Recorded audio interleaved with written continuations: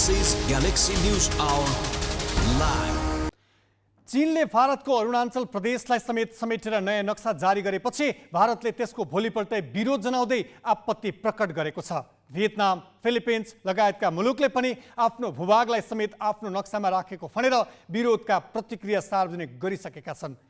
चीनको उक्त विवादित नक्सामा नेपालको लिम्पियाधुरा क्षेत्रलाई पनि भारतकै हिस्सा जस्तो देखिने गरी अंकित गरिएको छ। तर नेपाल सरकारले त्यसप्रति कुनै आधिकारिक प्रतिक्रिया जनाउन सकिरहेको छैन। सरकारको यस मौनतालाई लिएर नेपालभित्र विभिन्न थरी टिक्का टिप्पणी र संशयपूर्ण अड्कलबाजी भइरहेका छन्। यो अवस्था आउनु भनेको सरकारको अकर्मण्यता र सीमा मामिलामा संवेदनशीलता हराउनु हो। नेपालले लिम्पियाधुरा क्षेत्र समेटेर जारी गरेको चुच्चे नक्सा चीनले जारी गरेको नक्साबाट गायब छ। चीनले जारी गरेको राजनीतिक नक्सामा हाम्रा भूभाग भारतीय क्षेत्रमा पारिनु पनि आपत्तिजनक छ। सरकारले आधिकारिक रूपमा विरोध जनाउन नसक्नु त्यो भन्दा बढी सन्देहपूर्ण छ। प्रधानमन्त्री पुष्पकमल दाहालले आफ्नो चीन भ्रमण अघि उत्तरी छिमेकीलाई चिढाउन नचाहेर मौनता साधेका हुन् भने त्यसलाई झन सामान्य मान्न सकिन्न।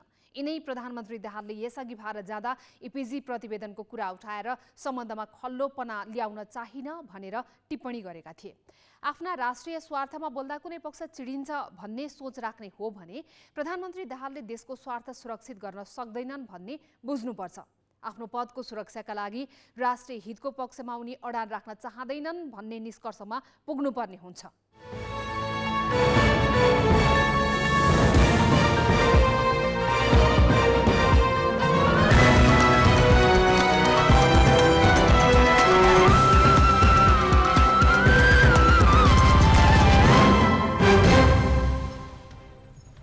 नमस्कार, यो हो गैलेक्सी न्यूज आवर। अब हेडलाइंस।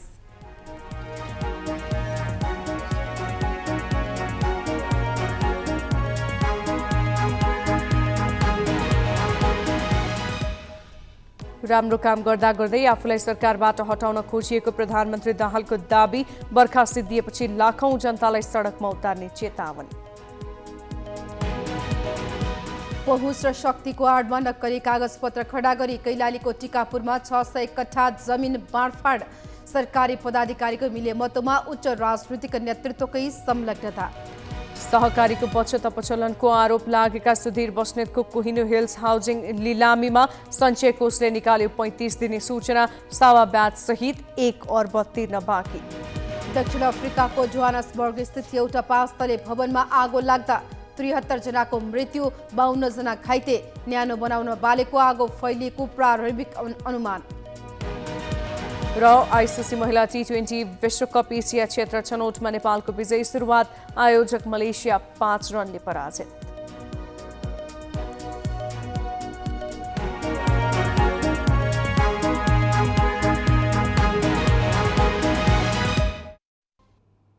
सन्देश सभा लिएर सबै प्रदेश डुलिरहेको समाजवादी मोर्चाले बर्खापछि लाखौं जनतालाई सडकमा उतार्ने चेतावनी दिएको छ। सरकार ढाल्ने अनेक प्रपञ्च फैलिएको भन्दै मोर्चाले सरकार विरोधीलाई तह लगाउने उद्घोष गरेको हो। मोर्चाका यस अघिका कार्यक्रममा सैद्धान्तिक विषयमा केन्द्रित हुने नेताहरूले बिहिबार सुर्खेतको भेलाबाट लाखौं जनता सडक उतार्ने चेतावनी दिएर सरकार सङ्कटमा रहेको जनाउ दिएको छ। आफूलाई शक्तिशाली देखाउन ब्याकफोर्सका रूपमा गठन गरेको समाजवादी मोर्चा लिएर प्रधानमन्त्री एवं माओवादी केन्द्रका अध्यक्ष पुष्पकमल दाहाल विभिन्न प्रदेश डुलिरहेका छन्। जस अन्तर्गत बिहिबार उनी सुर्खेत पुगे। मोर्चाका सहयात्रीसँगै उनले सुर्खेतमा भेलालाई सम्बोधन गर्दै पुराना एजेन्डा र पुरानो विचारले प्रतिगामी शक्तिसँग लड्न नसक्ने भन्दै नयाँ सोच, नयाँ विचार र नयाँ एजेन्डाका साथ समाजवादी मोर्चा अघि बढाउन सरकार र सडकबाट जनताको आन्दोलन एकैसाथ अघि बढाउने तयारी गरिरहेको दावी गरे। विभिन्न आन्दोलनले नै नेपालमा परिवर्तन ल्याएको र बर्खा सिद्धिएपछि लाखौं जनतालाई सडकमा उतार्ने उनको भनाइ थियो। उनले राष्ट्रियता, जनजीविका, सामाजिक न्यायको पक्षमा र भ्रष्टाचारको विपक्षमा जनतालाई उतारेर जगैदेखि हल्लाइदिने चेतावनी पनि दिए। हाम्रो सपना के छ नेताहरूको भने अब केही दिनपछि, केही समयपछि बर्खा सिद्धिएपछि लाखौं जनतालाई सडकमा ल्याएर राष्ट्रियताको पक्षमा, जनजीविकाको पक्षमा, सामाजिक न्यायका पक्षमा, भ्रष्टाचारका विरुद्ध जगैदेखि हल्लाइदिनु पर्ने हुन्छ। जनतालाई सडकमा नल्याइकन सरकारले मात्रै गर्देला र खाउँला भनियो भने त्यो भुल हो। आफूलाई निकै ठुलो पार्टी भन्ने हाम्रा प्रतिपक्षभित्र यति ठुलो धाँजा परेको छ, नेताहरूको विशाल पङ्क्ति, कार्यकर्ताहरूको विशाल पङ्क्ति हैरान परेशान भएर कहीँ न कहीँ विस्फोट हुने स्थितिमा पुगेको छ र मलाई लाग्छ त्यहाँबाट फेरि कम्युनिस्ट आन्दोलन नयाँ सिराबाट ध्रुवीकृत हुन्छ भन्ने मेरो विश्वास छ। सरकारको नेतृत्व गरिरहेका दाहालले जनतालाई सडकमा उतार्ने चेतावनी दिइरहँदा एकीकृत समाजवादीका अध्यक्ष माधव कुमार नेपाल उनलाई ढाडस दिँदै थिए। एमसीसी लगायतका विषयमा समाजवादी मोर्चाकै घटक विभाजित देखिएको बेला उनले समाजवादी मोर्चाकै कारण सरकार ढल्छ कि भन्ने हल्ला चलाए पनि त्यो सत्य नभएको जिकिर गरे। मोर्चा भन्ने कुरा सुनेपछि चिसो होइन, काङ्ग्रेसभित्र तातो पस्यो, तातो न्यानो भयो। ढुक्क भए कि अब यो गठबन्धन टुट्दैन, हामीहरू एकताबद्ध भयौँ भने, हाम्रो शक्तिले थेग्यो भने यो सरकारलाई कसैले न देशी न विदेशी कुनै शक्तिले हल्लाउन सक्दैन। नेपाल कुनै पनि सैनिक गठबन्धनमा सामेल हुन सक्दैन, कसैको सुरक्षा छाता मुनि जान सक्दैन र नेपालको संविधानभन्दा माथि अरू कुनै कुरा नेपालमा लागू हुन सक्दैन। यही मान्यताका आधारमा हामीले एमसीसीलाई पनि हेरेका हौँ। मध्य प्रदेशबाट सुरु गरेको सन्देश सभा लिएर समाजवादी मोर्चाले सबै प्रदेशका लागि कार्यक्रम तय गरेको छ। बुधबार भने एमसीसीलाई लिएर मोर्चाभित्र विवाद उत्पन्न भएपछि सुदूरपश्चिमको धनगढीमा आयोजित सभा स्थगित गरिएको थियो। सुर्खेतबाट सुदीप पुरीका साथ राजनैतिक ब्युरो, ग्यालेक्सी फोके, काठमाडौँ।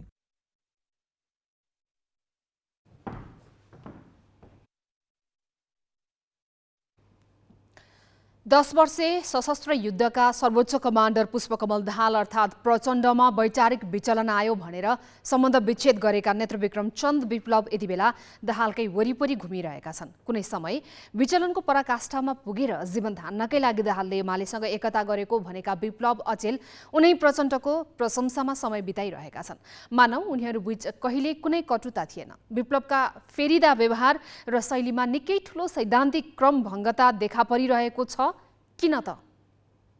2039 सालमा अनि राष्ट्रिय व्यूह छैटौँबाट राजनीतिक यात्रा सुरु गरेका चन्द सशस्त्र युद्ध हुँदै 2063 सालसम्म आइपुग्दा माओवादी अध्यक्ष दाहालका विश्वास पात्र थिए। तर शान्ति प्रक्रिया सुरु भएसँगै माओवादीसँग उनी टाढिँदै गए। चन्दले आफ्नै सहकर्मीहरूमा ठूलो राजनीतिक बदलाव देख्न थाले। शान्ति प्रक्रियामा आइसकेपछि दाहाल उल्टो हिँड्न पुगेको उनको भनाइ थियो। दाहालले पार्टीलाई नवसंशोधनवादी धार र संसदीय भाषमा धकेलेर क्रान्तिप्रति गद्दारी गरेको भन्न समेत उनले नभ्याएका होइनन्। उहाँले संविधान दिएपछि शान्ति हुन्छ भन्नुभएको थियो, उहाँले संसदीय व्यवस्था फर्किएपछि शान्ति हुन्छ भन्नुभएको थियो र उहाँले भनेका कुराहरू मानेपछि शान्ति हुन्छ भन्नुभएको थियो। र हामीले के भनेको थियौँ भने तपाईँहरूले देखेको संविधानले शान्ति दिँदैन, तपाईँहरूले भनिराखेका तर्कहरूले शान्ति के अरे अधिकारविहीन राज्यले शान्ति दिन सक्दैन, एकता दिन सक्दैन। व्यावहारिक ढङ्गले आज नेपालमा के साबित भएको छ भने हामी त्यति बेला एउटा ठाउँबाट भन्यौँ होला, आफ्नै स्केलबाट भन्यौँ होला, आफ्नै साइडबाट स्थानबाट हामीले भन्यौँ होला। तर आज त्यहाँले के साबित गरेको छ भने काङ्ग्रेस, एमाले, माके अथवा विभिन्न खालका थापित नेताहरूले जुन तरिकाले देशलाई शान्ति हुन्छ, समृद्धि हुन्छ, एकता हुन्छ भनेर उहाँले हल्ला गर्नुभएको थियो, त्यो बाटोले उहाँले लिएर गएको बाटोले देशमा शान्ति पनि दिएन, देशमा समृद्धि त दिनु पनि छैन, देशमा एकता पनि दिन सकेन र देशलाई स्वाधीन पनि बनाउन सकेन। दाहालसँग विरक्तिएर हिँडेका चन्दले भूमिगत राजनीति गर्ने भनेर ध्वंसात्मक गतिविधि पनि देशव्यापी नबनाएका होइनन्। तर उनका कार्यकर्ता सुरक्षा निकायको धरपकडबाट प्रताडित बन्दै जाने अनि नेताहरू सुखशैल र आय आर्जनमा व्यस्त रहने विरोधाभासपूर्ण अवस्था बन्यो। कार्यकर्ताको साथ टुट्दै र नेतृत्व पंक्तिमा भ्रष्टाचार र विचलनले उग्र रूप लिँदै गएपछि उनी सत्तासँग समर्पणको नीति अख्तियार गर्न पुगे। यही क्रममा 2077 फागुन 21 मा तत्कालीन प्रधानमन्त्री केपी शर्मा ओलीसँग 3 बुँदे सम्झौता गरेर शान्तिपूर्ण मूलधारमा आएको घोषणा गरे। त्यसपछि ओली सरकार रहुन्जेल ओलीसँगै हिमचिम बढाए। नयाँ गठबन्धन सरकार आएपछि त्यतैतिर ढल्किए। अहिले त बोली यसरी फेरेका छन् कि दाहालमा विचारधारात्मक पतन देखियो भनेका तिनै चन्द दाहालको छाया जस्तो देखिन थालेका छन्।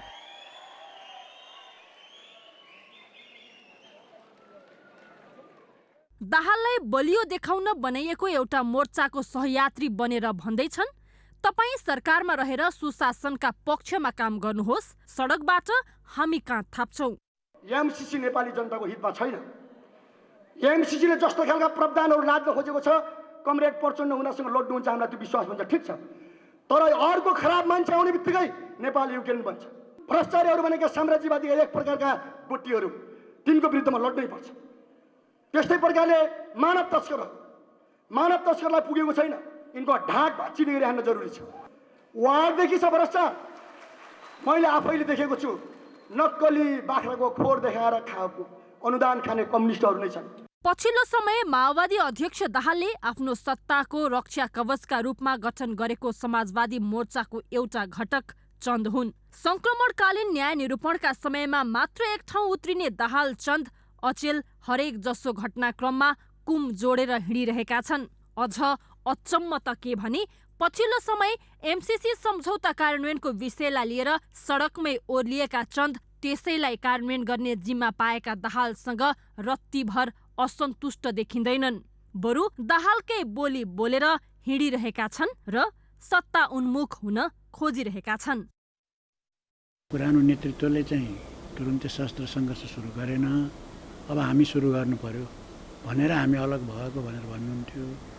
तर पछिल्लो चरणमा आएर जब चाहिँ उहाँले 3 मुद्दे सहमति गर्नुभयो, सहमति गरिसकेपछि उहाँले त्यो क्रान्तिकारी लाइन पनि सबै छाडिदिनु हो र चाहिँ अनि त्यहीँबाट उहाँहरूको राजनीतिक रूपले चाहिँ त्यहीँबाट सुरु भयो सरकारसँग नजिक हुने कुराहरू।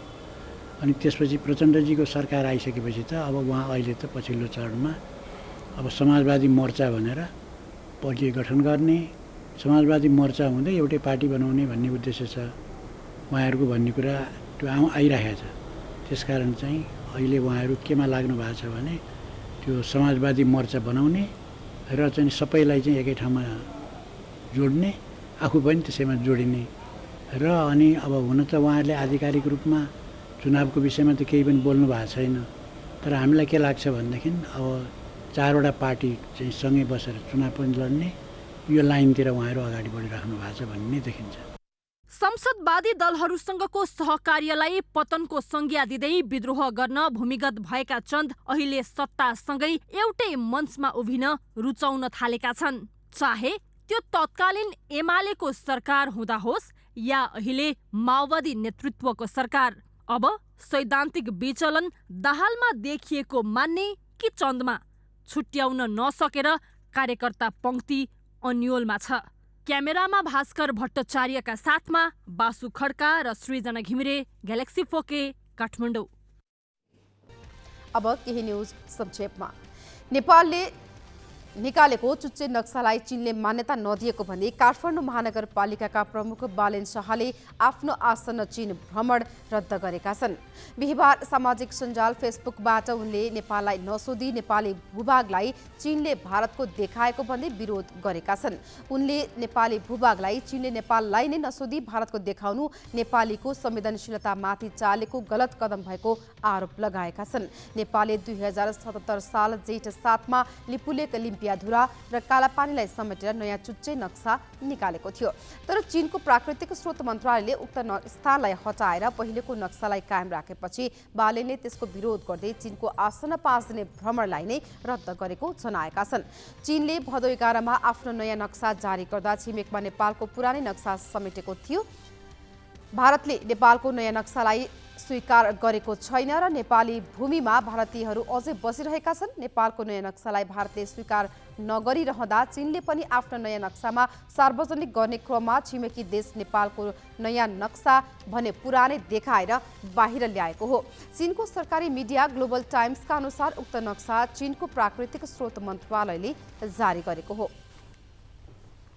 सुन तस्करी प्रकरणमा पक्राउ परेका दावा छिरिङले काभ्रेपलाञ्चोक जिल्ला प्रशासन कार्यालयबाट निमा तामाङका नाममा नागरिकता लिएको सरकारी छानबिनले पुष्टि गरेको छ। बेल्जियमको राहदानी बोकेर पर्यटक भिसामा नेपाल बसिरहेका तिब्बती मूलका दावाले काभ्रेपलाञ्चोकको नमोबुद्ध नगरपालिका 11 का पेमा तामाङको छोरो भनेर नागरिकता लिएको गृह मन्त्रालयले बनाएको छानबिन टोलीले पुष्टि गरेको हो। उनले 2074 पुष 20 गते नागरिकता लिएको भेटिएको छ। मन्त्रालयका प्रवक्ता नारायण प्रसाद भट्टराईका अनुसार गत साउन 22 गते उपसचिव कृष्णबहादुर कटुवालको संयोजकत्वमा गठित समितिले गरेको अनुसन्धानबाट दावाले नेपाली नागरिकता लिएको पुष्टि भएको हो। 60 किलो सुन तस्करी प्रकरणको अनुसन्धानका क्रममा दावालाई गत साउन 13 गते राजस्व अनुसन्धान विभागले ठमेलको होटल वियानामा छापामारी पक्राउ गरेको थियो। अहिले उक्त प्रकरणको अनुसन्धान सीआईबीले गरिरहेको छ। 6 विदेशी सहित 25 जना पक्राउ परेका छन्। प्रतिनिधि सभा सदस्य तथा पूर्व मन्त्री मेटमणि चौधरी ब्याङ्कको कालो सूचीमा परेको खुलेको छ। उनले दिएको एभरेस्ट ब्याङ्कको 5 लाख रुपैयाँको चेक नसाटिएपछि उनलाई कर्जा सूचना केन्द्रले कालो सूचीमा राखेको हो। गत साउन 15 गते चौधरीले दिएको सो चेक नसाटिएपछि एक उजुरीकर्ताले उनलाई कालो सूचीमा राख्न निवेदन दिएका थिए। हालसम्म पनि चेक नसाटिएकाले उनी कालो सूचीमा कायम छन्। यसकारण उनका ब्याङ्क खाताहरू अहिले रोक्का गरिएका छन्। ग्यालेक्सीले यसबारे प्रतिक्रिया लिन खोज्दा चौधरीले विस्तृत कुरा गर्न चाहेनन्। उनले आफूलाई विस्तृत जानकारी नभएको भन्दै थप बुझ्ने प्रतिक्रिया दिए। बाँकी प्रसङ्ग स्मृति मल्लबाट। पटक पटक सरकारको नेतृत्व र सरकारमा सहभागी भएको पार्टी हो नेकपा एमाले। देशको प्रमुख राजनीतिक दल भएकाले उसले सरकारमा नहुँदा पनि सरकारबाट हुने कतिपय नियुक्तिमा भाग पाउने गरेको छ। यसरी हुने नियुक्तिबाट एमालेले रकम नै असुलेर आम्दानीको स्रोतकै रूपमा लिइरहेको उसले सार्वजनिक गरेका दस्तावेजले देखाएको छ। दलहरूले राजनीतिक नियुक्तिका नाममा रकम असुल्छन् भन्ने आरोप नौलो होइन, तर नेकपा एमालेले भने राजनीतिक नियुक्तिलाई आम्दानीको स्रोतको रूपमा अंकित गरी प्रतिवेदन नै निर्वाचन आयोगमा बुझाएको छ। राजनीतिक दलले निर्वाचन आयोगमा बुझाउनु पर्ने आर्थिक वर्ष 2078-79 को आय व्यय सहितको लेखा परीक्षण प्रतिवेदनमा एमालेले राजनीतिक नियुक्तिबाट रकम असुल्ने गरेको उल्लेख गरेको छ। पटक पटक सरकारको नेतृत्व गरेको र अहिले संसदको दोस्रो ठूलो दल रहेको एमालेले बुझाएको प्रतिवेदनमा आय अन्तर्गत राजनीतिक नियुक्ति शीर्षकमा 25,31,560 रुपियाँ आम्दानी गरेको लेखिएको छ। निर्वाचन आयोगले दलको सहजताका लागि राखेको लेखाको ढाँचामा आम्दानी र खर्च अन्तर्गत राजनीतिक नियुक्ति शीर्षक छैन। आयोगको लेखा ढाँचामा आम्दानी अन्तर्गत सदस्यता शुल्क, सदस्य नवीकरण शुल्क, चल अचल सम्पत्ति बिक्रीबाट प्राप्त आय, ब्याज, सदस्यताबाट प्राप्त सहयोग रकम, आर्थिक सहयोग, नेपाल सरकारबाट प्राप्त सहयोग र अन्य आय मात्रै उल्लेख छ। यसरी नियुक्ति मार्फत रकम उठाउनु दलीय आचरण र कानुन विपरीत भएको जानकारहरू बताउँछन्। यो कानुनी मान्यता दलीय आचरणभन्दा बाहिरको कुरा हो। राजनीतिक दलले लिन पाउँछ, शुभेच्छुक संस्थाबाट लिन पाउँछ, व्यक्तिहरूबाट चन्ददाताहरूबाट लिन पाउँछ स्वतःस्फूर्त, तर कसैलाई राजनीतिक नियुक्ति दिए बापत पैसा चाहिँ लिन पाउँदैन। यसको मतलब त के देखियो भने पार्टीहरूले कसैलाई राजनीतिक नियुक्ति दिँदाखेरि पैसा लिँदा रहेछन् भन्ने कुरा देखियो नि। यो गलत कुरा हो। यो कुशासनको चाहिँ के अरे जग हो, यो जड हो। मलाई लाग्छ यस्ता किसिमका चाहिँ के अरे प्रवृत्ति पार्टीहरूमा हाबी भयो भने भोलि त खुल्लमखुल्ला पैसा दिनेहरूले नियुक्ति पाउने अवस्था रह्यो नि त। राजनैतिक दल सम्बन्धी ऐन 2073 मा लेखा परीक्षण प्रतिवेदन प्राप्त भएपछि आयोगले त्यस सम्बन्धमा तोकिए बमोजिम जाँच गराउन सक्ने व्यवस्था छ। दलबाट कुनै कागजात वा विवरणमा गरिए तोकिएको अवधिभित्र सम्बन्धित दलले आयोगलाई बुझाउनु पर्ने ऐनमा उल्लेख छ। राजनीतिक दलहरूले पेश गरेको आय व्ययको विवरणमा शङ्का उब्जिएर आयोगले आन्तरिक रूपमा लेखा परीक्षण समेत गराएको थियो। महालेखा परीक्षकको कार्यालयले पनि एमालेले दलहरूले प्राप्त गर्न सक्ने आम्दानीको स्रोतभन्दा बाहिर गएर प्राप्त गरेको भन्दै कैफियत जनाएको छ। खास गरी राजनीतिक नियुक्ति भने चाहिँ कतिपय संवैधानिक नियुक्तिहरूमा हामीले त्यो कुरालाई छुँदैनौँ, किन संवैधानिक नियुक्ति भनेको विशेष नियुक्ति हो र कतिपय संवैधानिक नियुक्तिहरू दलको सदस्यको हिसाबले पनि पठाएको हुँदैन। तर यद्यपि व्यक्ति छनौट गर्ने बेलामा अब दलहरूले नै छनौट गर्ने स्थिति पनि बन्छ। तर जो नियुक्ति भइसकेपछि उहाँहरूलाई स्वतन्त्र रूपमै छोडिएको हुन्छ। उहाँहरूलाई हामीले लेबीको रूपमा चाहिँ त्यहाँ त्यो लगाउँदैन। तर त्यो बाहेकका अरू नियुक्तिहरू, खास गरी राजदूतभन्दा तलका नियुक्तिहरू चाहिँ हामीले लेबी लगाएकै हुन्छ। त्यो चाहिँ लेबी लगाएकै हुन्छ र त्यो चाहिँ विभिन्न अब संस्थानहरूमा गएको होला होइन, तपाईँको विभिन्न चाहिँ अब भनौँ न सरकारकै कतिपय राजकीय पदहरू जो चाहिँ तपाईँको चाहिँ राजनीतिक नियुक्तिको रूपमा चाहिँ हामीले जिम्मेवारी दिनुपर्ने व्यक्तित्वहरू होलान्। कुनै बेला हामी अब सरकार गठन गर्दा योजना आयोगका सदस्यहरू पनि बनाउँछौँ होइन। यस्ता चाहिँ धेरै पदहरू हुन्छन् जुन पदहरू चाहिँ तपाईँ पोलिटिकल्ली डिसिजन गरेर जाने पदहरू। र मैले फेरि पनि जोड दिन्छु जो संवैधानिक नियुक्तिहरूमा छन् उहाँहरूलाई चाहिँ हामी अलग गर्छौँ, उहाँहरूलाई चाहिँ हामी यो दायराभित्र राखेका हुँदैन। आयोगको लेखा ढाँचामा नै नरहेको राजनीतिक नियुक्तिबाट पैसा उठाएको कुरा हाकाहाकी उल्लेख गर्नुले दलहरूले विभिन्न सार्वजनिक निकायमा गर्ने नियुक्तिको व्यावसायिकतामा पनि प्रश्न उठाएका छन्। क्यामेरामा भास्कर भट्टाचार्यका साथ अङ्गराज नेउपाने, ग्यालेक्सी फोके, काठमाडौँ। राजनीतिक दलले राजनीतिक नियुक्तिलाई आफ्नो आम्दानीको स्रोतको रूपमा देखाउनुलाई कसरी लिन सकिन्छ भनेर हामीले राजनीतिक विश्लेषक राम गुरुङलाई सोधेका छौँ। राजनीतिक नियुक्ति जसलाई जे भने पनि राष्ट्रको सेवा गर्नको लागि गरिने कुरा, नियुक्ति मान्छे खटाउने कुरा हो। राज्यको लागि मान्छे खटाउने कुरा उसलाई तलब दिएर लगाउनु पर्ने हुन्छ अथवा भत्ता दिएर लगाउनु पर्ने हुन्छ। तलब भत्ता दिएर लगाउने मान्छेलाई त फेरि उसँग पैसा असुली गरेर उसलाई कुनै पदको जिम्मेवारी दिनु, नियुक्ति दिनु भनेको त्यो लोकतान्त्रिक विधि मूल्य मान्यतासँग कहीँ पनि कतैबाट मिल्ने कुरा होइन। तथापि हाम्रो जस्तो यो विकसित देशमा चाहिँ यसको अभ्यास हामीले थाहा त छ, तर थाहा नपाए जस्तो गरेर भइराखेको छ। अब यो थाहा पाएर पनि थाहा नपाएको जस्तो गरी जसरी यो अभ्यास भइरहेछ, पैसाको लेनदेन गरेर राजनीतिक नियुक्ति हुने त्यसमा चर्केर भइरहेछ, यो चाहिँ सरासर सुशासनलाई गिज्याउने कुरा हो, भनेको सुशासनको उल्लङ्घन हो है। त्यसरी हेर्दाखेरिमा राजनीतिक नियुक्ति गर्न लिनका लागि जसले पैसा दिन्छ वा राजनीतिक नियुक्ति गराइदिनका लागि जसले पैसा लिन्छ, त्यो दुवै चाहिँ सुशासनको परिभाषालाई लिएर हेर्ने हो भने चाहिँ त्यो चाहिँ दुवै चाहिँ भ्रष्टाचारका अभियुक्तहरू हुन्।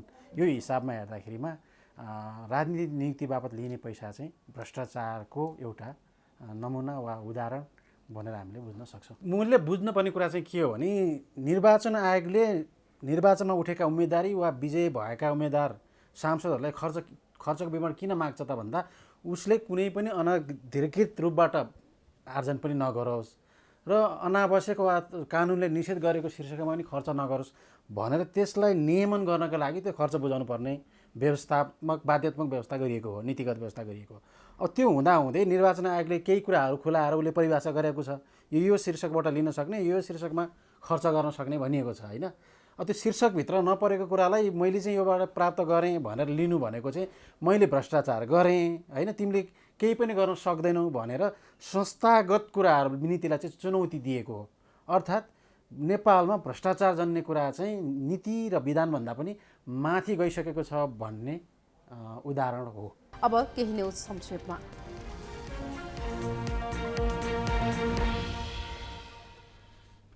सहकारी संस्थाको रकम अपचलनको आरोप खेपिरहेका व्यवसायी सुधीर बस्नेतको कोहिनुर हिल्स हाउसिङ लिलाम हुने भएको छ। ललितपुरको इमाजोलमा रहेको निर्माणाधीन कोहिनुर हिल्स हाउसिङको जग्गा र भवन लिलाम गर्न कर्मचारी सञ्चय कोषले बिहिबार सार्वजनिक सूचना आह्वान गरेको हो। 10 रोपनी 9 आना 2 पैसा जग्गा र उक्त जग्गामा बनेका भवनहरूको लिलामी प्रक्रिया अघि बढाइएको कोषको सूचनामा उल्लेख गरिएको छ। कोषले लिलामी सकार्न 35 दिनको समय दिएको छ। 23 करोड 70 लाख ऋण र त्यसको ब्याजसहित करिब 1 अर्ब रुपियाँ तिर्नुपर्ने दायित्व छ। कोषबाट उनले यति ठूलो ऋण कसरी पाए भन्ने पनि विवादित भएको छ। उनले 2067 सालमा 1 अर्ब 38 करोड रुपियाँको कर्जा स्वीकृत गराए पनि पहिलो किस्ता भुक्तान भए लगत्तै कर्जा सूचना केन्द्रको कालो सूचीमा परेपछि बाँकी किस्ता रोकिएको थियो। चीनबाट पोखरा अन्तर्राष्ट्रिय विमानस्थलमा नियमित सिधा हवाई उडानको विषयलाई प्राथमिकताका साथ उठाउन पोखराका उद्योगी व्यवसायीले प्रधानमन्त्री पुष्पकमल दाहालसँग आग्रह गर्ने भएका छन्। उद्योगी व्यवसायीले भदौ अन्तिम साता चीन प्रस्थान गर्ने तयारीमा रहेका प्रधानमन्त्री दाहाललाई भेटेरै पोखरा र गण्डकी प्रदेशका एजेन्डा अघि सार्ने तयारी गरेका हुन्। प्रधानमन्त्री दाहाल भोलि पोखरा जाँदैछन्। पोखरामा चीनबाट सिधा उडान सहित मुस्ताङको कोरेला नाका खोल्न पहल थाल्नुपर्ने, चीनले नेपालमा स्थापना गर्न लागेको महावाणिज्य दूतावास पोखरामा बनाउनु पर्ने र चीनिया पर्यटकलाई फ्री भिसाको व्यवस्था गरी हवाई भाडामा सहुलियत दिनुपर्ने विषयलाई भ्रमणको एजेन्डामा समेट्न व्यवसायको माग छ। प्रधानमन्त्री दाहाल भदौ अन्तिम साता अमेरिका जाँदैछन्। संयुक्त राष्ट्र संघीय महासभामा सम्बोधन गर्न अमेरिका जान लागेका दाहाल उतैबाट असोज पहिलो साता चीन भ्रमणमा जाने कार्यक्रम छ। बाँकी प्रसङ्ग नवराज पाण्डेबाट। कैलालीको टिकापुरलाई सुन्दर सहर बनाउने परिकल्पनासहित 2028 सालदेखि बस्ती बसाउने काम अघि बढाइएको भए पनि पहुँच र शक्तिको भरमा नक्कली कागजात खडा गरी 600 कट्टा जमिन जथाभावी बाँडेको पाइएको छ। टिकापुर विकास समितिका पदाधिकारीकै मिलोमतोमा आफन्त कार्यकर्ता र राजनीतिक शक्ति केन्द्रमा रहेकालाई बाँडेको यस प्रकरणमा अख्तियार दुरुपयोग अनुसन्धान आयोगले अनुसन्धान थालेको छ। टिकापुरमा जंगल क्षेत्र फडानी गरी बस्ती बसाल्न विकास समिति ऐन 2013 को दफा 3 बमोजिम 28 साल साउनमा टिकापुर विकास समिति गठन गरिएको थियो। नवगठित समितिले एक परिवारलाई 4 कट्ठा घडेरी र खेती गर्न 4 बिघासम्म जग्गा वितरण गर्ने अधिकार पाएको थियो। टिकापुर क्षेत्रको 2173 बिघा जग्गा मध्ये 800 बिघा जग्गा सुकुम्बासी किसान परिवारलाई 4 बिघा वितरण गर्ने, 373 बिघा जग्गामा नदी नाला संरक्षण गरी बाटो बनाउने र नगर बसाउने, नगर बसाउँदा प्रत्येक परिवारलाई 4 कट्ठाका दरले जग्गा बिक्री वितरण गर्ने र बाँकी 1000 बिघामा समितिले कृषि फारम खोली यान्त्रिक खेती गर्नुपर्ने विकास समिति नियावलीमा उल्लेख गरिएको थियो। तर 2048 देखि 64 बीचको अवधिमा नियुक्त भएका समितिका अधिकांश अध्यक्षले पदको दुरुपयोग गर्दै अनधिकृत रूपमा समितिको जग्गा आफन्त, पार्टीका कार्यकर्ता, समितिका कर्मचारी, नापी, मालपोत, वन प्रशासनका कर्मचारी, पत्रकार लगायत संघ संस्थालाई वितरण गरिएको रहस्य खुलेको छ। यहाँको व्यवस्था आकर्षित हुनुपर्दछ। त्यो हिसाबले हामीले म टिकापुर विकास समितिमा आइसकेपछि 15 देखि 25 ब्लकसम्म प्लानिङ गरेँ र एडभर्टाइज पनि गरेँ, विज्ञापन पनि गरेँ गोरखापत्रमा, स्थानीय पत्र पत्रिकाहरूमा र त्यस अनुरूप मान्छेहरू आए, आश लाग्दो गरेर आए, किने, लगे, घर बनाए, बसोबास गरे। अहिले यत्रो सहर छ। टिकापुर विकास समितिलाई निशुल्क जग्गा बाँड्ने कानुनी अधिकार छैन। तर समितिले अधिकार बाहिर गएर विभिन्न 54वटा संघ संस्थालाई करिब 60 बिघा 11 कट्ठा 11 दूर जग्गा निशुल्क वितरण गरेको पाइएको छ। टेन्डर प्रक्रियाबाट मात्रै बिक्री गर्नुपर्ने घडेरी टेन्डर गर्दा बिक्री नभएको भन्दै न्यूनतम मूल्य कायम नै नगरी तोक आदेशको भरमा बिक्री वितरण गरिएको छ। टिकापुर विकास समितिले एउटा वैधानिक रूपले जग्गाहरू वितरण गरेको थियो, बिक्री वितरण गरेको थियो। त्यसमध्येमा पछिल्लो पटक आएर यो जग्गा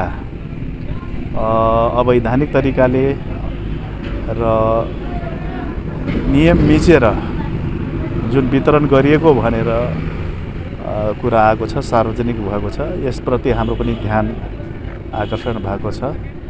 टिकापुरको कुनै पनि सार्वजनिक जग्गाहरू, जमिनहरूलाई निश्चित मापदण्ड विपरीत एउटा गलत उद्देश्यले बिक्री वितरण भएको छ भने यसलाई सम्बन्धित मातहतका निकायले आवश्यकता हेरेर र यसलाई छानबिन गरेर यसलाई चाहिँ कारबाहीको दायरामा ल्याउनुपर्छ भन्ने हाम्रो मान्यता छ। पञ्चायतकालमा टिकापुर क्षेत्रको विकास गर्ने असल उद्देश्यले स्थापित टिकापुर विकास समितिका पदाधिकारीले बहुदलीय शासन प्रणाली स्थापना पश्चात भने जग्गा वितरणमा मन परी गरेको खुलेपछि टिकापुर जग्गा घोटालाको छानबिन गरिरहेको अख्तियार दुरुपयोग अनुसन्धान आयोग कञ्चनपुरले अनुसन्धानका लागि घटनासँग जोडिएका करिब 600 जनासँग बयान समेत लिइसकेको छ। विशेष गरी नगर विकासको जो अहिले जग्गाको काण्ड चर्चा परिचर्चा आइरहेको छ, राष्ट्रिय स्तरबाट नै कुरा उठेको छ र यसमा चाहिँ अब नगर विकासले के गर्न सक्छ त भन्दाखेरि अब जुन अख्तियार लागेको छ, अख्तियारले यसमा ध्यान आकर्षण गरेको छ र अख्तियारमा नै मुद्दा परेको छ। अब अख्तियारले चाहिँ आफ्नो नियम कानुन प्रक्रिया सिस्टमबाट उसले अगाडि बढाउने पक्कै पनि होला।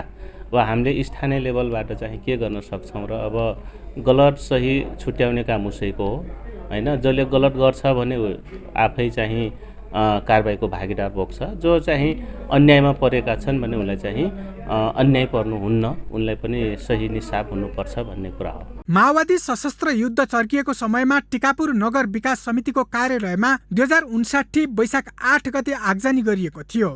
त्यसअघि समितिसँग जग्गा लिएका व्यक्तिहरूको सम्पूर्ण अभिलेख र अन्य महत्त्वपूर्ण कागजातहरू जलेर नष्ट हुँदा टिकापुर क्षेत्रको बृहत विकासका लागि परिकल्पना गरेर गठन भएको टिकापुर नगर विकास समितिका पदाधिकारी र बिचौलियाको मिलोमतोमा नै आफन्त, नेता, कार्यकर्ता र पहुँचवालालाई घडेरी बाँड्न नक्कली कागजपत्र तयार गरिएको खुल्न आएको छ। जग्गा प्रकरणमा संलग्नलाई कारबाही गर्नुपर्ने माग जोडतोडका साथ उठेको छ।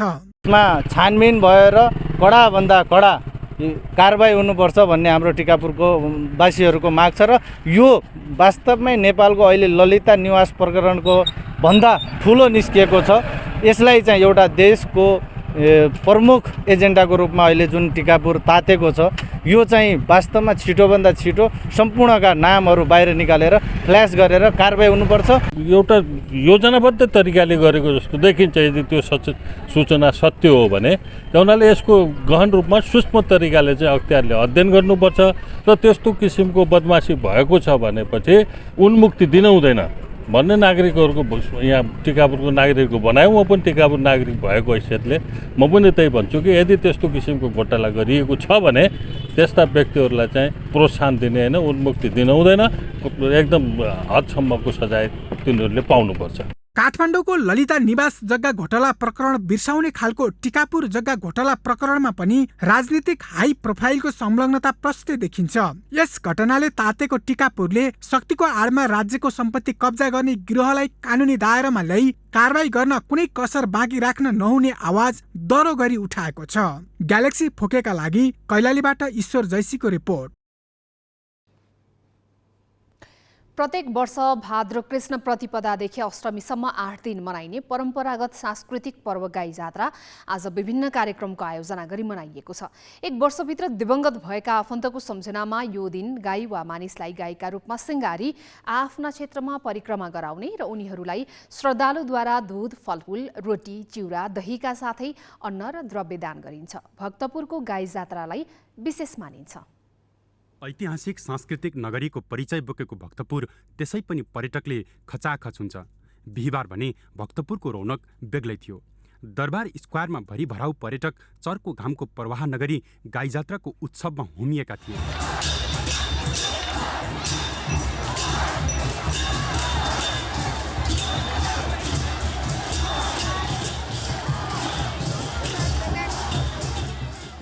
नेवार समुदायले मनाउने यो पर्व पुत्र वियोगमा रहेकी आफ्नी रानीलाई त्यसबाट पार पाउन प्रेरित गर्न राजा प्रताप मल्लले सुरुवात गरेको मानिन्छ। दिवंगत आफन्तलाई मोक्ष मिलोस् र जिउँदा आफन्तको भलो होस् भन्ने कामना गर्दै गाई जात्रा मनाइन्छ। पितृको सम्झनामा गाईलाई पहेँलो वस्त्र लगाई पूजा गरेर नगर वा टोल परिक्रमा गर्ने प्रचलन छ। तर सहरी क्षेत्रमा भने धेरैले बाँसको तहसा बनाई पितृको तस्बिर राखी नगर घुमाउँछन्।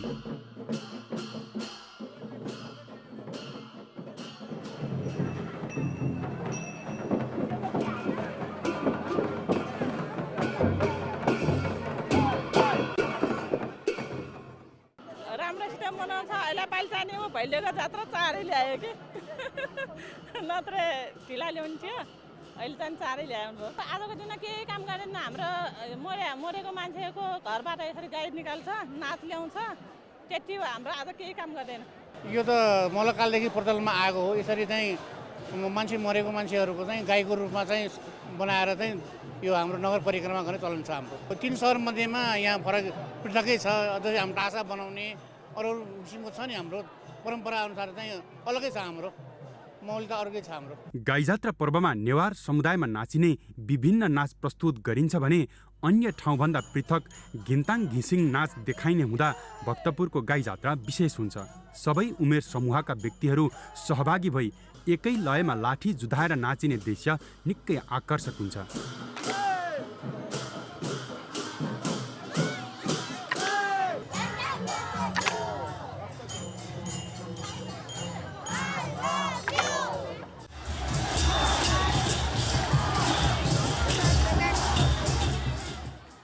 युवा पुस्ताको अनाकर्षणका कारण कतिपय समुदायका मौलिक पर्वहरू लोप हुने अवस्थामा पुगे पनि नेवार समुदायको लोकप्रिय गाई जात्रा पर्वमा भने युवा पिँढीको आकर्षण लोप लाग्दो छ। हाम्रो कोही आफन्त जनहरू बितेपछि अब त्यसको दुःख कति मात्र सहेर बस्ने, गएको मान्छे गइसक्यो भनेर चाहिँ रमाइलो गर्नको लागि त्यो दुःख बिर्सिनको लागि चाहिँ गर्ने हो क्या यो जात्रा।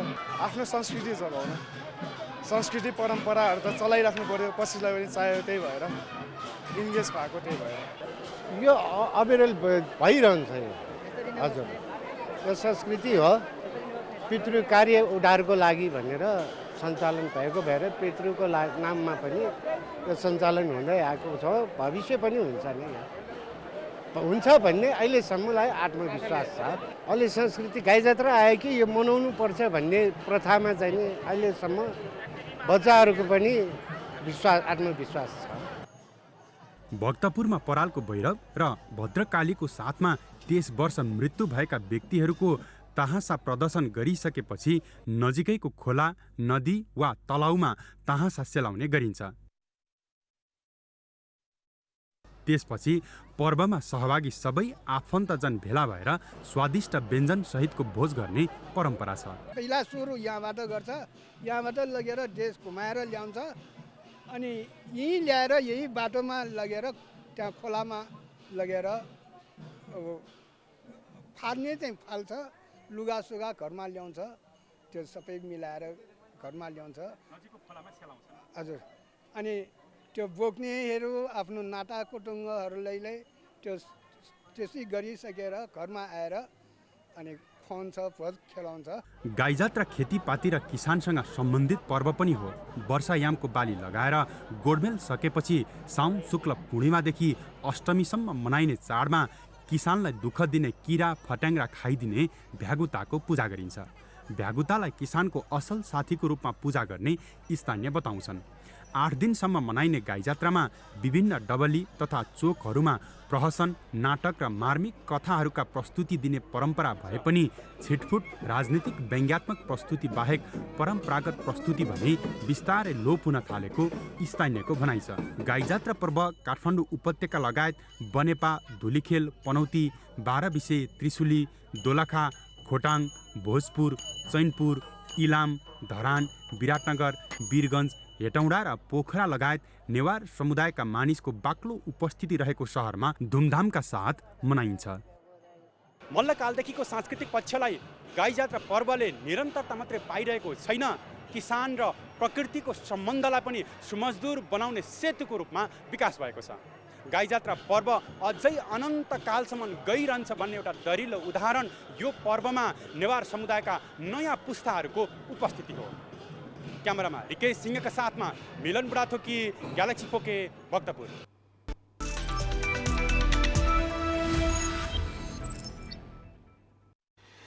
आइसिसी महिला टी20 विश्वकप एसिया क्षेत्र छनौटमा नेपालले विजयी सुरुवात गरेको छ।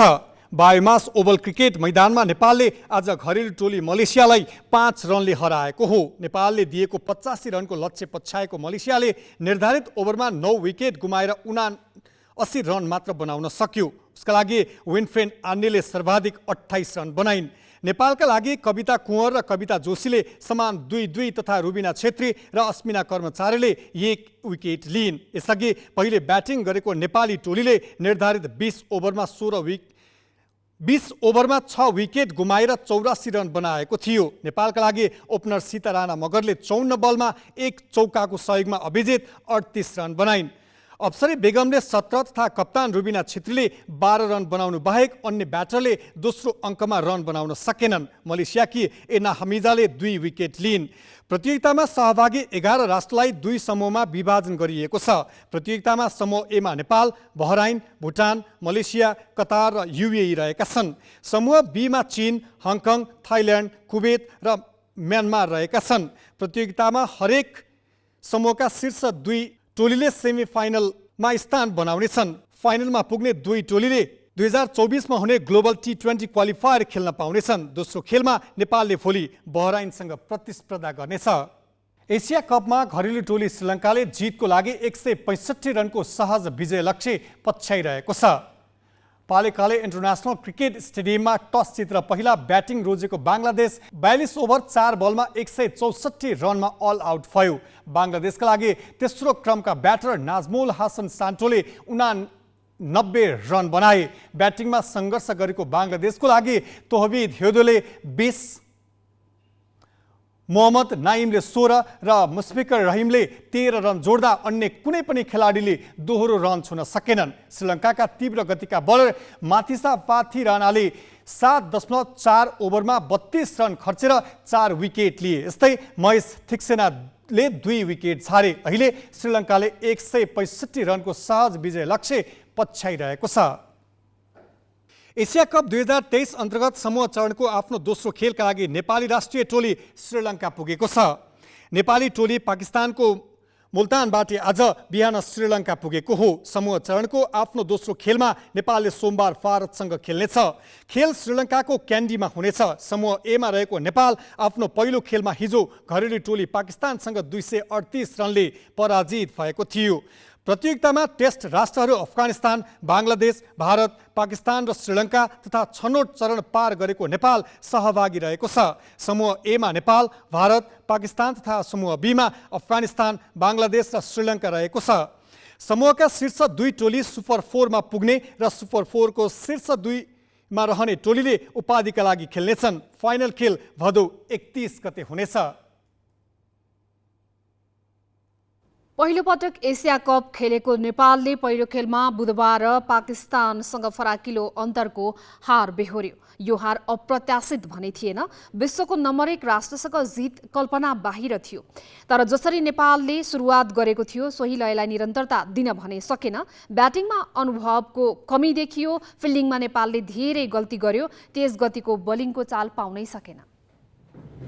पाकिस्तानसँग पहिलो पटक खेल्दाको खुसीको उत्साह त छँदै थियो। यो सँगै नेपालले सोचे भन्दा राम्रो सुरुवात गर्यो। पाकिस्तानका ओपनर द्वय फखर जमान र इमाम उल हकलाई आउट गर्यो। यति मात्र होइन, 35 ओभरसम्म नेपालले पाकिस्तानलाई हावी हुने मौका नै दिएन।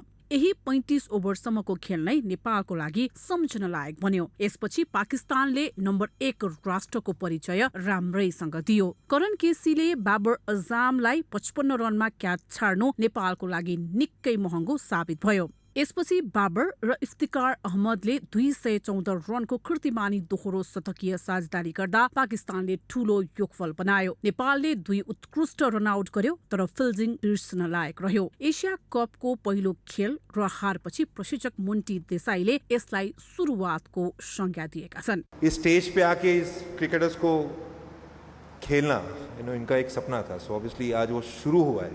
I am saying it's the beginning because we want to play at this level lot many more times. So we reflect करेंगे और देखेंगे और कौन सा एरिया में हम लोग को इम्प्रूव होते रहना, काम करते रहना। हर एक खिलाड़ी नए एक्सपीरियंसेस के साथ जो कुछ सीखता है उसको अगली गेम में अगर वो अप्लाई करता है तभी वो ग्रो होगा, और ग्रोथ के लिए आए हम लोग यहाँ पे। And we are playing number 1 team right now. So hopefully ये प्लेटफॉर्म पे जो भी स्किल्स नेपाली क्रिकेटर्स प्रेजेंट करेंगे उस वजह से शायद मुझे ऐसा लगता है और होप से कि इंडिया है, पाकिस्तान है, वो सब टीमों के साथ ज़्यादा अपॉर्चुनिटीज़ मिलने लग जाए और वो हमारा ग्रोथ का एक अनदर प्लेटफॉर्म रहेगा अब ग्रो होने के लिए। नेपालले पछिल्लो समय अधिकांश समय एसोसिएट राष्ट्रसँग खेल्यो। यो स्तरमा नेपालले अब्बल प्रदर्शन पनि गर्यो। ब्याटिङमा मोन्टीको आगमनसँगै सुधार पनि ल्यायो। तर एसोसिएट्स भन्दा माथिको स्तरमा नेपालको वास्तविकता पाकिस्तान विरुद्धको खेलमा उजागर भएको छ। पाकिस्तानसँग नेपालको तुलना गर्नै मिल्दैन, तर सायद पाकिस्तानसँगको खेलमा नेपालको ब्याटिङ अप्रोच सही भएन। पाकिस्तानसँग ठूलो शट खेल्ने भन्दा पनि नेपालले कम से कम बढी ओभर खेल्ने रणनीति बनाउनु पर्थ्यो। बाबर अजामले पाकिस्तानको 2 विकेट चाँडै झर्दा बिल्ड गरेको इनिङ्सबाट नेपालले सिक्नु जरुरी थियो। Not have our fielding up to the mark was disappointing, and I'm sure बच्चे भी उसको reflect करेंगे. Our batters will have to step up. That is one thing, because when you're facing world-class bowlers, a little more temperament, little more composure is very important. और बहुत time बचता है game में, and अभी वो लोग dressing room में जाने के बाद वो चीज़ सोच पाएंगे, कि there was lot more time available. So I'm sure they will learn from this outing, and hopefully they'll put up little more better show. You never know. Walking into the unknowns, I keep saying. नेपालले पाकिस्तानसँग जसरी खेल्यो त्यसमा केही सुधार गर्न पक्कै सक्थ्यो, तर त्यसमा खेलाडीलाई मात्र दोष दिन मिल्दैन। सन् 2018 देखि नेपालले ओडिआई मान्यता पाएपछि खेल्दै आएका श्रृङ्खलाहरू एसोसिएट राष्ट्रसँग मात्रै हो। नेपाल क्रिकेट संघले एक दिवसीय मान्यता प्राप्त बलिया राष्ट्रहरूको ए टिमसँग समेत खेल आयोजना गर्न सकेन। अनि क्रिकेट खेलाडीले दिलाएको सफलतामा सरकारको साथ नहुनु पनि अर्को कारण हो। एसिया कप खेल्न लाग्दा भिडियो कल गरेर प्रधानमन्त्रीले शुभकामना दिएर मात्र पुग्दैन, सरकारले लगानीमै प्राथमिकता दिन जरुरी छ। एसिया कप अगाडि वर्षायामको कारण नेपालले तयारी गर्ने अवस्थासम्म थिएन। भौतिक पूर्वाधार नभएसम्म ठूला टिमलाई बोलाउने आधार पनि छैन। यस्तो अवस्थामा नेपालले जुन स्तरमा पनि जित निकाल्न सक्छ भनेर आशा गर्नु मूर्खता हुनेछ। नेपाली क्रिकेटको सफलतामा प्रशिक्षक जगत टमटाको भूमिका पनि महत्त्वपूर्ण रहेको छ। उनको प्रशिक्षणमा नेपालले सन् 2018मा एक दिवसीय क्रिकेटको मान्यता प्राप्त गरेको थियो। यिनै सफल प्रशिक्षकले नेपाल र पाकिस्तान बीचको खेललाई कसरी विश्लेषण गरेका छन् भनेर हामीले उनलाई सोधेका छौँ। हामीले आफ्नो कमान्डमा चाहिँ राखेको थियो। एउटा खुसीको कुरा त्यो सबभन्दा पोजिटिभ पोइन्ट, एसोसिएटमा हामी राम्रो छौँ, तर चाहिँ जो अलिकता त्योभन्दा अलि माथि टिम पाएको जस्तो टेस्ट कन्ट्री छ, नम्बर 1 टिम छ, त्यसमा अलिकता हामीले चाहिँ 50 ओभर कोटा पुरा गरेर बोर्ड वाट एभर अब म्याच हार जित आफ्नो ठाउँमा छ, तर आफूलाई सो गर्नुपर्ने इन्डिभिजुअली सो गर्ने सकिन्थ्यो होला। मेरो ख्यालले ब्याट्सम्यान हामीसँग थियो, बलिङ वाइज गऱ्यो, तर ब्याटिङ वाइज अलिकतामा भन्यो। अहिले पनि हामी अलिकता त्यो टप लेभलमा गएपछि अलिकतामा भन्छु अलिकता आफूलाई सम्हाल्नु पऱ्यो, एउटा म्याचुवर्ड पनि खेल्नु पऱ्यो, एक्सपिरियन्स देखाउनु पऱ्यो। त्यहाँनिर म डिसपोइन्टिङ छु फिल्डिङमा, बिकज किन छ नेपालको अन्डर 19 भनौँ 16 भनौँ सिनियर टिमै भनौँ होइन, हामी फिल्डिङले चिनेको हो क्या। सबभन्दा पहिला त नेपालीलाई फिल्डिङले चिनाएको। हामीले अलवेज ब्रिलियन्ट 50-50 चान्सेस लिएको, रनआउटमा पनि 50-50 चान्स गरेर धेरै म्याच हामी जितेको छु फिल्डिङबाट। यहाँ त अब हिजो चाहिँ खास सोच देखाउने बेला हामीले चाहिँ मिसफिल्ड गरेको छु होइन। यसको लागि हामीले भनौँ न अब चाहिँ यो फर्स्ट हामीले स्टेप चढ्यौँ, अब हामीहरू एसोसिएटबाट अलिकता माथि आएको छौँ। अब यसलाई हामीले कसरी सम्हालिसक्नुपर्ने यो हाम्रो ड्युटी हो। अब क्रिकेट एसोसिएसनको, प्लेयर्सको, सबैको, गभर्मेन्ट्सको पनि अब यिनीहरूलाई एक्सपोजर दिने बेला भइसक्यो। किनभने अब हामीले पनि अहिले पनि तलै गएपछि हुँदैन। अब अलिकता एक स्टेप माथि आएर सबले हेर्नु पऱ्यो कि हामीले चाहिँ यो लेभलको क्रिकेट खेलाउनु पऱ्यो। अब या बाइलेटर सिरिज हुन्छ या ए टिम हुन्छ, वाट एभर के हुन्छ, इयरली यस्तो म्याच कम्तीमा हाम्रो सिनियर टिमले केही नभए पनि 7-8वटा म्याच यस्तो खेल्यो भनेपछि उनीहरूले त्यो एक्सपिरियन्स हो क्या, उनीहरूलाई पनि आत्मबल बढ्छ कि यस अब केही गर्न सक्छु है। त्यो भनेको 1-2 वर्ष त लाग्छ स्योरली। यो लेभलमा जानको लागि हामीलाई अलिकता सुधार गर्नको लागि यो लेभलमा जाने 2 वर्ष त लाग्ला, तर त्यसको लागि म्याच एक्सपोजर भेरी इम्पोर्टेन्ट हो। त्यो पनि ठुलो लेभलमा खेल्नु पऱ्यो। त्यही एसोसिएट लेभलमा खेले चाहिँ फेरि हुँदैन। हामीभन्दा राम्रो टिम जसो भनौँ पाकिस्तानको ए टिम भनौँ, बङ्गलादेशको पनि ए टिम भनौँ, इन्डियाको ए टिम भनौँ, हामीसँग नजिक छ, एउटा रिलेसन त हामीसँग छँदैछ। उहाँहरूलाई रिक्वेस्ट गरेर या हामी उता जाने या उहाँहरूलाई यहाँ बोलाएर त्यो गऱ्यौँ भनेपछि हामी भन्छौँ हामी छिटो चाहिँ अलि माथि जान सक्छु। त्यही पुरानो ढाँचामा गएपछि हामी त्यहीँको त्यहाँ हुन्छौँ, हामीभन्दा बेटर अरू भएर जान्छ त्यहाँ। हामी ग्यालेक्सी न्युज आवरको अन्त्यमा छौँ। जाँदै हेडलाइन्स।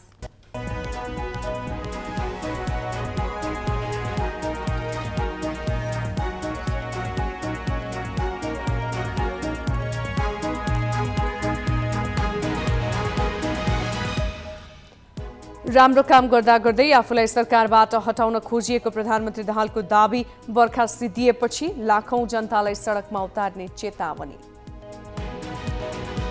पहुँच र शक्तिको आडमा नक्कली कागजपत्र खडा गरी कैलालीको टिकापुरमा 600 कट्ठा जमिन बाँडफाँड, सरकारी पदाधिकारीको मिलेमतोमा उच्च राजनीतिक नेतृत्वकै संलग्नता। सहकारीको बचत अपचलनको आरोप लागेका सुधीर बस्नेतको कोहिनूर हिल्स हाउसिङ लिलामीमा सञ्चय कोषले निकाल्यो 35 दिने सूचना, सावा ब्याज सहित 1 अर्ब तिर्न बाँकी। दक्षिण अफ्रिकाको जोहानसबर्ग स्थित एउटा 5 तले भवनमा आगो लाग्दा 73 जनाको मृत्यु, 52 जना घाइते, न्यानो बनाउन बालेको आगो फैलिएको प्रारम्भिक अनुमान। र आइसिसी महिला T20 विश्वकप एसिया क्षेत्र छनौटमा नेपालको विजयी सुरुवात, आयोजक मलेसिया 5 रनले पराजित।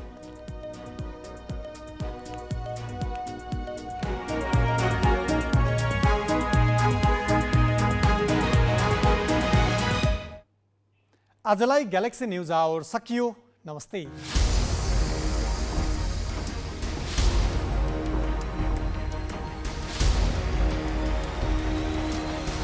This is Galaxy News Hour Live.